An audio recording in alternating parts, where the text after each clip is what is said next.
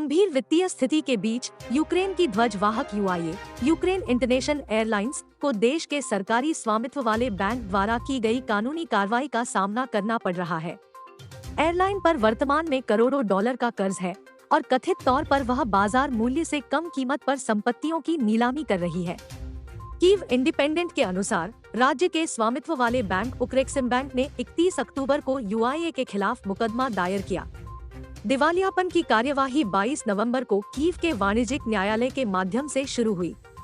Forbes Ukraine का कहना है कि कंपनी पर वर्तमान में लगभग $20.5 बिलियन का कर्ज है, जो $568 मिलियन के बराबर है।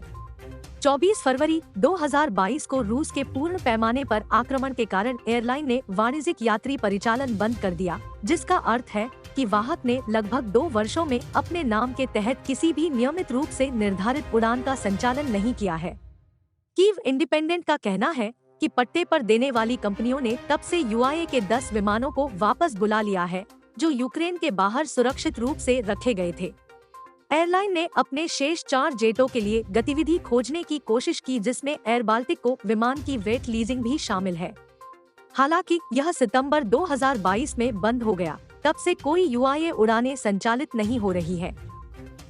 एयरलाइन के 2 प्राथमिक शेयरधारकों के बीच विवादों के कारण ये उड़ानें आंशिक रूप से रोक दी गई थी।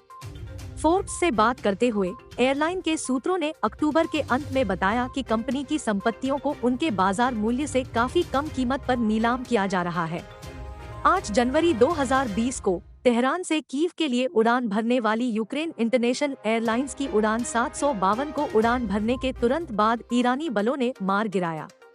जहाज पर सवार सभी लोग मारे गए और ईरानी सरकार को यह घोषणा करने में 2 साल लग गए कि उसने परिवारों को मुआवजा देना शुरू कर दिया है। महीनों बाद कोविड-19 महामारी वास्तव में उभरेगी और सीमा प्रतिबंधों के बीच अधिकांश वाणिज्यिक यात्री उड़ानों को रोक देगी।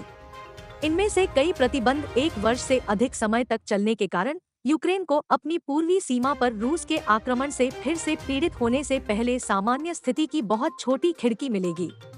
इस उथल-पुथल के बीच एक कॉरपोरेट इकाई के रूप में एयरलाइन 30 वर्षों से अधिक समय से अस्तित्व में है। Planespotters.net के आंकड़ों के अनुसार यूआईए के पूरी तरह से निष्क्रिय बेड़े में 11 विमान है। बोइंग से 3 737 से 800, एक 737 900 ER और 2 767 300 ER है।